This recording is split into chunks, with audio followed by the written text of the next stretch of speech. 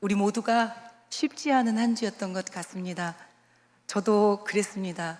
예림자매 외에도 저는 이번 일주일 동안 두 사람을 더 하나님 편에 보냈어야 했습니다. 제 친구가 금요일 새벽에 암으로 죽었는데요. 내일 제가 그 친구의 호스피스 병동에 가기로 되어 있는 날이었는데 이틀 앞두고 먼저 갔습니다. 멕시코 몬테레이라는 곳에서 함께 한 달 정도 매일매일 예배드리던 20대 청년, 남자 청년 하나는 정말 마약에서 벗어나고자 노력했었는데 결국 하나님 품에 갔습니다. 죽음은 이 세상 그 누구도 피할 수 없는 고통인 것 같습니다. 돈이 많으면 가난의 고통은 피할 수 있는데 죽음은 부자여도 피할 수 없습니다. 학력이 아무리 좋아도 성품과 인격이 정말 법 없이도 살만한 훌륭한 사람이어도 우리가 부러워하는 것처럼 금수저를 입에 물고 태어나서 하나도 어려운 일 없이 평생을 산 사람도 한 번은 맞닥뜨려야 하는 것이 죽음입니다. 그렇게 자신의 죽음을 맞닥뜨리기 전에도 우리는 얼마나 많은 사랑하는 사람들의 죽음을 지켜봐야 하는지요. 올해 102살이신 김영석 교수님이 그런 말씀하셨습니다. 장수에 대하여 얼마나 행복하시냐고 물은 누군가의 질문에 이렇게 말씀하셨습니다. 한 명 한 명 떠나보내는 것이 쉽지는 않은 일이었습니다. 맞습니다. 내 죽음, 그리고 또 내가 죽음을 맞기 전까지 너무 많은 사람들의 죽음을 우리는 대하면서도 그럼에도 불구하고 머리로는 아는데 매일매일은 절대로 죽지 않을 사람인 것처럼 우리는 죽음을 멀리 떨어뜨려 놓고 삽니다. 특별히 한국 문화에서 죽음을 언급하는 일은 서로가 불편한 일이며 어른들 앞에서 제가 이렇게 죽음을 얘기할 때 불경스럽게 생각하시는 분도 있으실 것입니다. 이렇게 거리를 두고 지내다가 어느 날 갑자기 아무도 예상치 못한 순간에 우리는 사랑하는 사람을 잃게 되고 그때 우리는 어떻게 이런 일이 도대체 왜? 라고 놀라고 슬퍼하고 눈물만 흘리게 됩니다. 그런데 성경은 오늘 데살로니가 전서 4장 13절에서 저희에게 그렇게 죽음을 무시하거나 무지하지 말라고 알려주고 있습니다. 제가 새 번역으로 함께 읽기를 원하는데요. 같이 한번 읽어보겠습니다. 형제자매 여러분, 우리는 여러분이 잠든 사람의 문제를 모르고 지내는 것을 원하지 않습니다. 여러분은 소망을 가지지 못한 다른 사람들과 같이 슬퍼하지 않아야 할 것입니다. 네, 지금 무엇이라고 말씀하시면요, 다른 많은 사람들은 성도의 죽음에 대해서 알지 못하는데 우리는 성도이므로 성도의 죽음에 대하여 알아야 하고 준비해야 하고 그 가운데 이미 준 소망을 가지고 세상 사람들이 슬퍼하는 방식과 전혀 다른 방식으로 슬퍼해야 한다고, 슬픔 중에도 그 소망 가진 자의 모습으로 반응해야 된다고 말씀하고 계십니다. 여러분, 우리는 너무 많은 고난을 겪는데 또 성경 안에도 고난을 겪는 일들이 많은데 이 고난을 겪고 난 다음에 혹은 고난을 겪으면서 두 가지 방향으로 우리를 변하게 합니다. 이 고난을 겪으면서 더 강해지는 사람이 있고 고난에 눌려 약해지고 시들어버리는 사람이 있습니다. 고난 앞에서 오히려 그 고난에 담긴 하나님의 뜻을 알아 부드럽고 포용적인 삶을 사는 사람이 있는가 하면 거기에 불평하고 원망하는 마음 때문에 오히려 고집세고 완악한 그렇게 사라질 수도 있습니다. 여러분, 고난 앞에 우리는 고난 이전과 후가 똑같을 수 없습니다. 특별히 사랑하는 사람들의 죽음을 겪으면서 어떻게 우리가 그 일이 아무 일도 없었던 것처럼 그냥 그 모습 그대로 살 수 있겠습니까? 이번 주만 해도 우리는 느닷없이 밥 먹다가도 먹먹해지는 것 때문에 수저를 놓을 수밖에 없었고 밤에도 혹시라도 새로운 소식이 들리는지 핸드폰을 뒤척이던 그 밤을 다 갖고 계실 것입니다. 맞습니다. 우리는 고난을 통해 변하게 되는데 상황은 다 똑같을지라도 그 고난에 대해서 어떻게 반응하냐에 따라서 다른 모습으로 변할 수 있고, 오늘 사도 바울은 너희들은 소망 없는 자와 같이 그냥 슬픔에 젖어서 낙심하고 절망하고 괴로워하다가 하나님 원망하고 불평하다 끝나는 사람들이 아니다. 깨달아야 한다. 성도의 죽음에 담긴 하나님의 소망을 알아. 슬프지만 하루아침에 이 슬픔이 극복될 수 없지만 그럼에도 불구하고 소망 가운데 새로워지는 모습을 보이기 원한다. 우리에게 말씀하고 계십니다. 여러분, 2주 전에 우리 담임 목사님은 성경에 대하여 이렇게 말씀하신 기억이 납니다. 성경은 100% 확실한 성경의 교과서다. 저는 그 말씀 뒤에 이렇게 붙이고 싶습니다. 함께 읽으십시다. 시작. 성경은 100% 확실한 성공의 교과서일 뿐만 아니라 100% 확실한 치유와 회복의 교과서입니다. 아멘. 아멘, 아멘.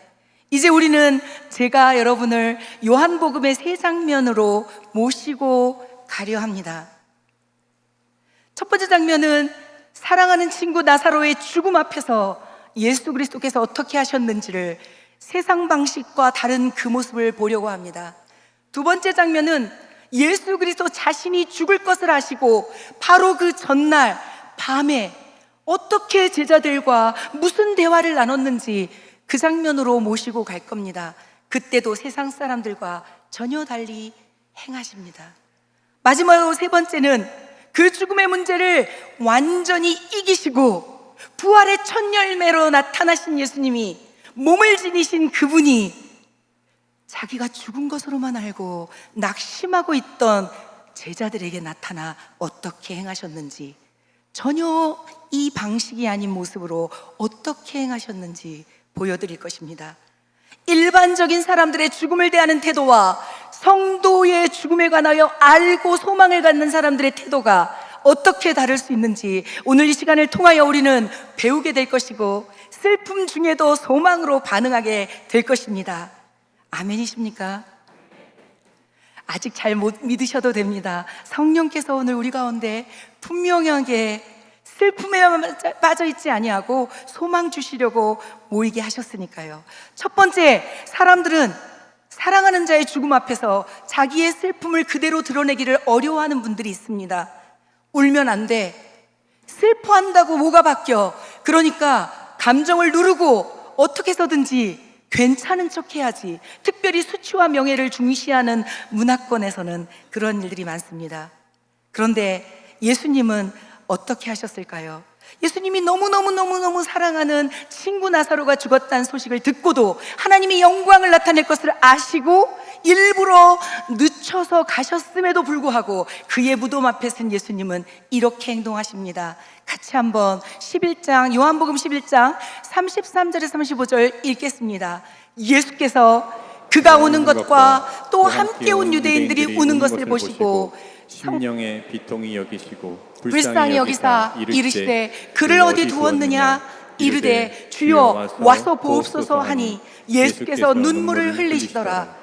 여러분, 우리가 가진 소망의 첫 번째 것은 성가대가 찬양한 것처럼 그의 사랑이 우리 안에 온 것입니다. 이 땅에 온 것입니다. 그래서 우리와 함께 울어주시는 분이라는 것입니다. 우리의 슬픔 가운데 그가 같이 슬퍼하십니다. 우리의 아픔 가운데 같이 아파하십니다. 우리가 괴로워할 때 그는 죄값이야 라고 저 멀리서 높은 곳에서 우리를 비웃는 그런 하나님이 아니시라 우리의 가슴 가운데 함께 오시는 하나님이십니다. 그러므로 우리는 소망이 있습니다. 우리의 아픔을 같이 나누실 예수님이 있으시니까요. 더구나 놀라운 것은 왜 예수님은 나사로를 좀 있다가 살릴 것을 아시면서도 우셨을까? 그것은 그 나사로도 전 인류의 모든 운명과 같이 잠깐 산 것 같으나 결국 죽었다는 것입니다. 몇십 년 사셨겠지요. 그러나 결국 그도 죄값으로 인하여 죽을 수밖에 없었습니다. 예수님은, 사복음서에 나타난 예수님은 정말 우리와 함께 슬퍼하시는 Man of Sorrows라고 슬픔의 예수님이시기도 합니다. 구원자이시긴 하시지만, 그러나 그 구원의 역사 이전에 우리의 아픔과 우리의 고통과 우리의 죄로 인하여 감당할 수밖에 없는 그 어려움들을 무시하시는 분이 아니라 정말 우리와 함께 고통을 공감해 주시고 함께 오시는 분이십니다. 그래서 로마서 12장 15절 하반절에 이렇게 명하십니다. 함께 그 인용부어 안에만 읽으시겠습니다. 시작. 우는 자들과 함께 울라.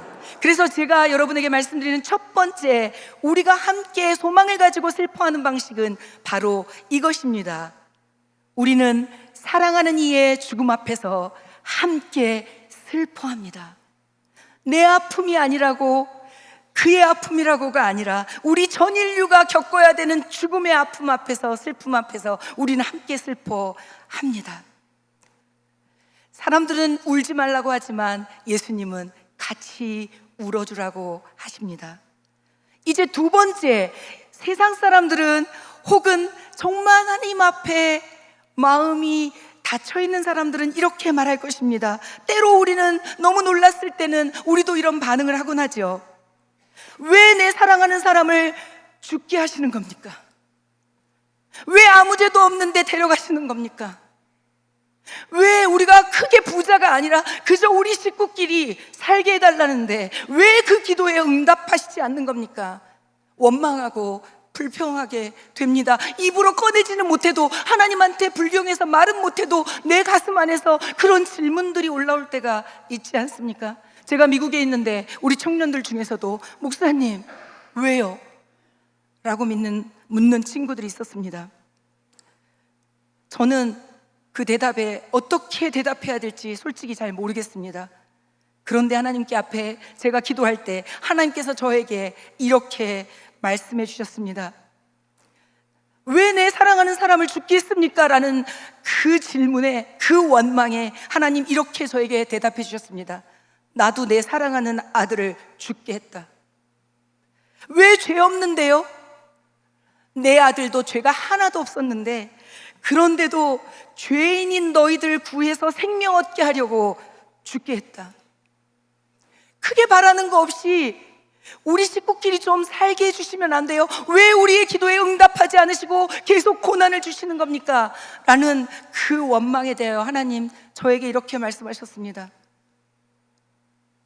영원전부터 영원까지 함께해야 될 내 독생자 그 예수를 십자가 위에서 나는 완전히 버릴 수밖에 없었다.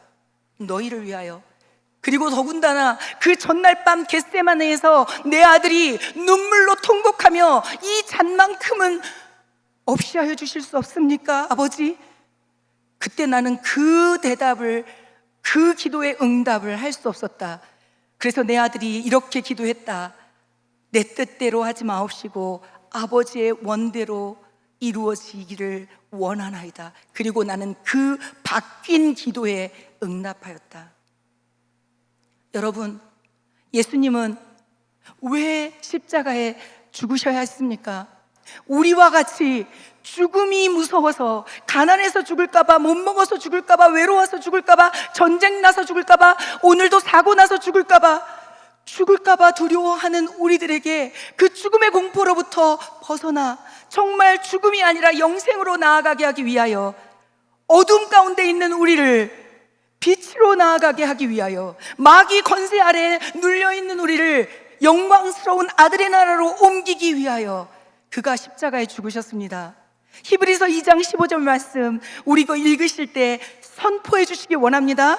예수님은 우리와 함께 울기만 하는 분이 아니라, 그래서 죽을 때마다 함께 울어주시는 그 일만 하신 분이 아니라, 죽음의 문제를 완전하게 해결하시기 위하여 본인이 죽으신 놀라우신 사랑이십니다. 히브리서 2장 15절 말씀 같이 선포하겠습니다. 또 죽기를 무서워함으로 한평생 매어 종로를 타는 모든 자들을 놓아주려 하심이니. 아멘. 그런데 여러분, 예수님은 그 죽음에서 우리를 건지셔서 예수를 구세주요 나의 삶의 주인으로 영접한 모두를 이제 더 이상 죄의 싹신 사망에 거하지 않고 영원토록 살게 하신다는 약속을 주셨는데, 그뿐만이 아니랍니다. 예수님은 자기가 죽을 줄을 알고 그 전날 밤에 제자들과 함께 그 이별의 순간에 이런 말씀을 하십니다.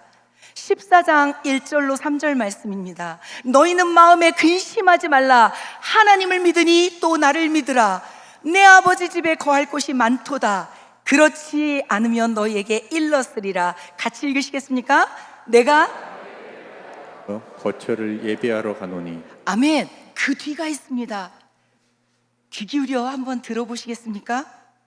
거처를 예비하면 내가 다시 와서 너희를 내게로 영접하여 나 있는 곳에 너희도 있게 하리라, 이렇게 약속하십니다. 자신이 죽으면 그 죽음으로 끝이 아니라 그 자리에 모여있는 제자들, 그 제자들로 인하여 예수 그리스도를 믿게 될 우리 모든 오고 오는 세대의 성도들 모두를 위하여 그는 우리의 거처를 마련하신 그 놀라운 약속을 하십니다. 여러분, 그때 제자들 마음은 이걸 제대로 생각도 못했을 것입니다. 그 죽음에 압도되어서 내일 죽는다는 말씀 때문에 너무 놀라서 그게 무슨 의미인지 모를 것입니다. 우리도 어쩌면 지난 일주일 동안은 죽음이라는 말 때문에 아무 생각을 못했을 수도 있습니다. 그러나 오늘 여러분 한번 상상해 보십시오. 예수님께서 죽으시고 하늘나라에 가셔서 하나님 나라의 그 아름다운 것들, 눈물과 고통과 암과 죽음이 하나도 없는 그곳에서 누릴 한 사람 한 사람의 집을 마련했고 다시 오신다고 하시는 것입니다. 그렇게 오실 때 우리는 하나님이 예수 그리스도를 다시 오시게 하는 날 공중에 들려 그 일을 맞이하게 될 수도 있습니다. 그런데 그 전에 하나님께서 부르시는 자들이 있습니다. 그리고 그분들은 동일하게 그 한 분 한 분을 위하여 마련한 곳에 가서 기쁨과 평안과 놀라운 영광 가운데 거하는 것입니다. 아멘이십니까? 우리 예림이가 그러한 특권을 가졌다라고 성경이 말하고 있습니다. 우리는 슬픈 자이지만 그러나 그 소망을 바라보는 자이기도 합니다. 여러분, 우리가 어떤 상황 속에서든지 잊지 말 것은 영혼과 영혼에 잇대어 있는 하나님의 약속은, 하나님의 소망은 잠시 잠깐 이 땅 가운데 있을 때 겪는 고난과 좋게 비교할 수 없다라는 말씀입니다. 여러분, 우리는 아직 그 나라에 가지 못해서 우리 머리로 생각하지만 그때마다 성령님께서 우리로 깨닫게 하시기를 기도합니다.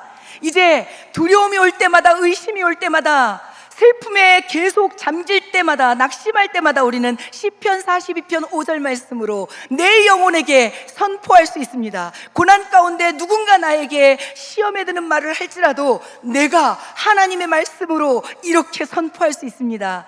함께 자기 자신의 영혼에게 이 놀라운 소망을 선포하시겠습니다. 내 영혼아, 내가 어찌하여 낙심하며 어찌하여 내 속에서 불안해하는가?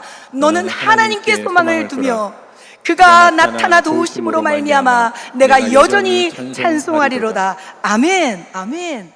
그렇기 때문에 두 번째 제가 여러분에게 나누고 싶은 놀라운 소망, 그것은 바로 우리가 예수님의 죽음으로 얻게 된 영원한 소망으로 이 땅 가운데 살아갈 수 있다는 것입니다. 우리가 누군가의 죽음의 소식을 들을 때마다 그 죽음으로 슬픔과 동시에 영원한 소망을 서로가 서로에게 말함으로 위로받을 우리가 되기를 원합니다. 그런데 예수님은 이 말씀을 하시고 실제로 죽으셨다가 부활하셔서 어떠한 몸으로 부활되어 어떻게 새하늘과 새 땅에서 살 것인지를 보여주십니다. 정말 예수님을 3년간 24시간 365일 곱하기 3년 따라다녔던 그들에게 여러분, 예수님의 죽음은 절망할 수밖에 없지 않습니까? 그 절망 가운데 있었던 제자들에게 예수님이 나타나시는데 문이 다 닫혀져 있는데도 들어오십니다. 그런데 놀라운 것은 변화되었지만 창자국과 목자국이 있었다는 사실입니다. 그러므로 우리는 변화된 놀라운 몸을 가지지만 여전히 인격체로서 공중에 떠다니는 혼으로 그렇게 아니고 진짜 서로를 알아볼 수 있는 그러한 인격체로 새하늘과 새 땅에 살게 될 것입니다. 예수님은 심지어 생선도 드시는 모습을 보여주심으로 유령이나 귀신이 아니라, 혼이 아니라 실제 몸을 가지시고 서로 교제할 수 있는 제자들과의 시간을 우리에게 기록으로 남겨주셨습니다. 아멘이십니까? 그러므로 우리에게 소망이 있는데, 부활하신 예수님을 믿는 사람들에게만 소망이 있습니다. 여러분, 부활하신 예수님을 믿으십니까? 그 부활하신 예수님이 부활의 첫 열매가 되시고, 우리는 그 다음에 계속적으로 부활하여 우리 하나님의 마련하신 그 놀라운 영광스러운 하늘나라에 함께 있을 것을 믿으십니까? 아멘. 그러면 오늘 모인 우리들에게, 제자들에게, 성도들에게 부활하신 예수님이 무엇이라고 말씀하시냐면 그때와 똑같이 말씀하실 것입니다. 예리미의 죽음으로 인하여 낙심한 우리들에게 예수님이 이 자리에 오신다면 우리에게 무엇이라 말하겠습니까? 예수께서 또 이르시되 너희에게 평강이 있을지어다. 아멘. 사람으로서 어떻게 이 죽음 앞에 평강을 얻을 수 있겠습니까? 그 누가 우리를 위로할 수 있겠습니까? 우리가 아무리 담임 목사님을 사랑한다 할지라도 우리가 어떻게 우리의 말로 그를 위로할 수 있겠습니까? 그러나 부활하신 예수 그리스도를 믿는 자들이라면 하나님은 그곳에서 이렇게 우리에게 말씀하십니다. 함께 너희에게 평강이 있을지어다 하시겠습니다. 시작. 너희에게 평강이 있을지어다. 한 번 더 외칩니다. 우리에게 평강이 있을지어다. 우리에게 평강이 있을지어다. 저는 여러분에게 평강을 줄 수 없지만 부활하신 예수 그리스도는 우리 가운데 평강을 주실 수 있는 하나님이십니다. 그 평강을 주시려고 예수 그리스도께서는 그 고난과 죽음과 핍박과 모든 것을 감당하시고 부활로 죽음을 이기시고 그리고 나타나셔서 평강을 주셨으니 그의 평강은 진짜입니다. 그래서 다른 사람들처럼 슬퍼하는 것이 아니라 우리는 부활하신 예수님이 우리에게 평강을 주실 수 있으며 우리 또한 부활할 것을 믿는 그러한 소망을 갖게 됩니다. 여러분, 세 번째 어떤 사람들이 있냐면 고난을 겪는 거는 그냥 고난일 뿐이지 그 고난을 통해서 아무것도 얻을 게 없다 라고 말하는 사람들이 있습니다. 그런데 예수님은 그렇게 말씀하시지 않습니다. 자신의 죽음을 통해 제자들이 엄청 낙심했지만 그 고난 뒤에 우리 주 예수 그리스도께서는 우리에게 사명을 주시는데 이 사명이 기가 막힙니다. 아버지께서부터 읽겠습니다. 시작. 아버지께서 나를 보내신 것 같이 나도 너희를 보내노라. 아멘. 여러분 기억하십시오. 예수님은 사랑이신데 예수님은 자기 영광을 다 누리실 수 있는데도 죄도 없으신데 그 죄값과 아무 상관이 없으신데도 우리를 사랑하셔서 우리가 죽음 가운데 매여 있는 것을 보지 못하셔서 내려오셔서 모든 아픔과 고통 가운데 위로하셨을 뿐만 아니라 그 문제를 해결해 주셨을 뿐만 아니라 이제 동역하자고 말씀하시는 겁니다. 하나님께서 세상 가운데 내려가 구원의 역사를 전해라 하셨던 그 똑같은 놀랍고 영광스러운 사역을 우리더러 같이 하자고 오늘 초대하십니다. 죽음의 아픔을 아는 자들이요, 그러나 부활의 영광을 아는 자들이요, 너희들이 나아가 세상 가운데 진짜 영생 얻는 방법을 말해줘야 되지 않겠느냐라고 우리를 초청하고 계십니다. 세상 사람들은 죽음이 끝이라고 말합니다. 죽음 이후에 뭐가 있단 말인가? 그래서 이 세상 사는 동안에 그저 편안하게 즐겁게 살면 다라고 말하지만 부활이 없으면 우리는 이 세상에서 가장 불쌍한 자지만 우리는 부활을 믿는 자이기 때문에 그 부활 이후에 놀라운 영광스러운 삶을 함께 하나님과 누릴 자인 줄 알기 때문에 우리가 이들에게 가서 영생을 전해야 될 줄로 믿습니다. 제 친구 금요일 날 아침에 돌아간 그 친구 예수님을 믿었었다면 제가 그렇게까지 가슴 아프지 않을 텐데 우리로 하여금 누군가의 죽음을 들었을 때 덜 가슴 아프고 그를 위하여도 소망을 품고 견딜 수 있는 힘을 갖게 하시려고 우리에게 너희도 세상에 나가 부활의 증인 되라고 하시는 말씀이 아니겠습니까? 예수 그리스도의 죽음 때문에 너무 괴로웠던 제자들은 이제 평강을 얻었을 뿐만 아니라 그 평강을 가지고 세상을 향하여 나아갈 수 있는 능력을 받는데 그건 성령을 주셨기 때문입니다. 여러분 안에 성령이 이미 임하셨습니까? 아닙니까? 잘 모르겠습니까? 그래서 성경에 이렇게 말하고 있습니다. 고린도전서 12장 3절 하반절 말씀으로 자기 자신 안에 성령이 있으신지 아닌지를 점검할 수 있습니다. 함께 읽으시며 생각해 보십시오. 그리고 제가 물을 것입니다. 대답하십시오. 같이 읽겠습니다. 또 성령으로 아니하고는 누구든지 예수를 주시라 할 수 없느니라. 아멘. 여러분은 예수를 나의 삶의 주인으로 모셨습니까? 고백하실 수 있습니까? 그러면 여러분 안에 그 고백을 하게 하시는 누구십니까? 성령이십니다. 그러므로 성령이 우리 안에 이미 계십니다. 아직 답을 못하고 계신 분이 계십니까? 오늘 이 자리에 앉아서 이 말씀을 듣게 하시는 하나님의 은혜가 여러분으로 하여금 성령 충만하여 사명 감당하며 이 땅 가운데 살다가 마지막에 잠들었다가 사랑하는 아들아 딸아 일어날 시간이다. 그리고 얼굴과 얼굴을 대면하여 영원토록 기쁨으로 살자고 초청하시는 것이 아니겠습니까? 그러므로 지금 현재 마음 가운데 확신이 없으시다면 이따 기도하실 때 함께 기도하시면 됩니다. 하나님은 그 누구라도 영생 얻기를 원하시는 분이시기 때문입니다. 하나님의 소원이 그것입니다. 한 명도 영생 가운데, 한 명도 죽음 가운데 머물지 아니하고 영생 얻는 것, 어둠 가운데 신음하는 자가 아니라 빛 가운데 하나님을 누리는 것, 그렇기 때문입니다. 자신이 없다는 생각을 저는 예전에 많이 했습니다. 나는 이러해서 그 일은 못하겠습니다. 저는 선교사가 됐지만 그전에는 2006년도까지는 한 번도 선교를 가본 적도 없는 사람이었습니다. 그런데 45살이 넘어서야 깨닫고 하나님 가라 하시면 가지요. 그렇게 아이들 같이 단기 선교로 시작해서 지금까지 행하고 있습니다.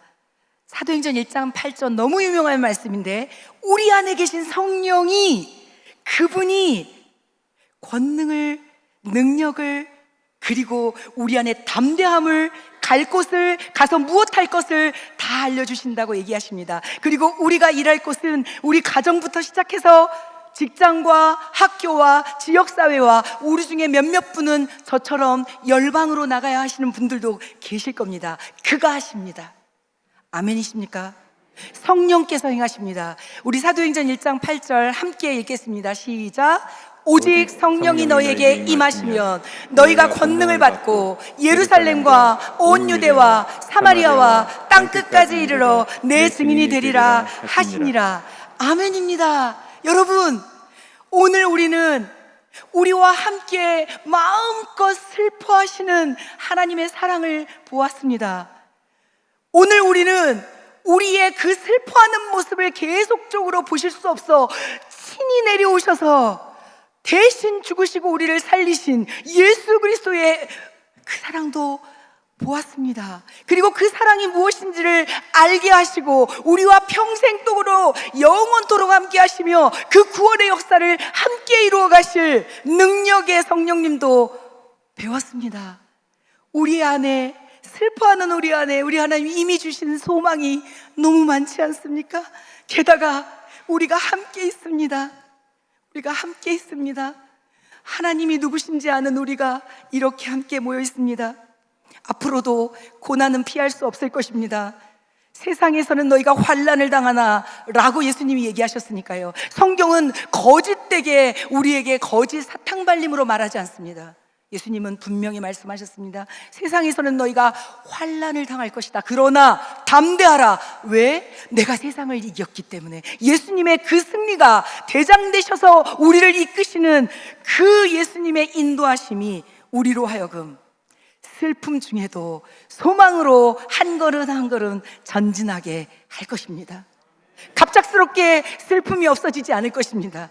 우리가 이번에 잘 넘긴다 할지라도 또 다른 아픔들이, 고난들이, 슬픔들이, 죽음들이 우리를 기다리고 있습니다. 그래서 우리는 더욱더 하나님만 바라보게 됩니다. 그러한 일들과 아무 상관없는 그 나라에 가기를 소망하며 그 영광스러운 날을 우리가 계속 하나님 아버지 앞에 기도하며 감사하는, 아무리 어두운 그 가운데 있을지라도 주의 밝은 빛이 우리를 향하여 비추고 있음을 잊지 않는, 그리고 서로가 서로에게 주의 밝은 빛이 우리 안에 있어요, 그렇게 말해주는 우리 공동체 되기를 원합니다. 우리 강신승 담임 목사님 저에게 그렇게 말씀하셨습니다. 천국 한송 예배에 오는 것보다 더 중요한 것은 우리 AG 지구촌 교회 성도님들에게 하나님 마음 전해주는 것이고 위로하는 것이고, 그래서 우리는 이전보다 더 하나님 사랑하는 사람들로 사는 것이라고. 이 시간에 우리 찬양하시겠습니다. 찬양하시면서 각자에게 무엇을 기도하라고 하시는지, 우리 담임 목사님과 가정을 위해서 기도할 뿐만 아니라 우리 각자에게 주시는 위로와 소망을 찾기 원합니다. 여기에 모인 우리 주의 은총 받은 자여라. 주께서 이 자리에 함께 계심을 아노라. 언제나 주님만을 찬양하며 따라가리니. 시험을 당할 때도, 잘 모를 때도 그가 함께 하시니까 괜찮다고 고백하는 우리가 되기를 원합니다. 믿노라 이 믿음 거두세라.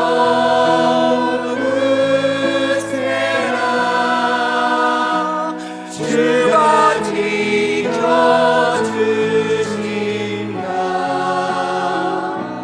어느 밤에도 주의 밝은 빛 인도하여 주.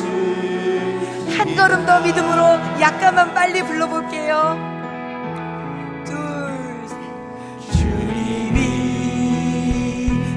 뜻하시니. 우리가 좀 모르면 어떻습니까? 그가 아시는데, 그리고 그의 시간에 우리를 다 알게 하실 것입니다. 주 뜻 안에 내가 있음을 아노라. 사랑과 말씀들이 나를 더욱 새롭게 하니. 때로는 슬퍼서 눈물이 나도 괜찮습니다. 최후에 우리는 하나님과 함께 영원한 나라에 가니까요.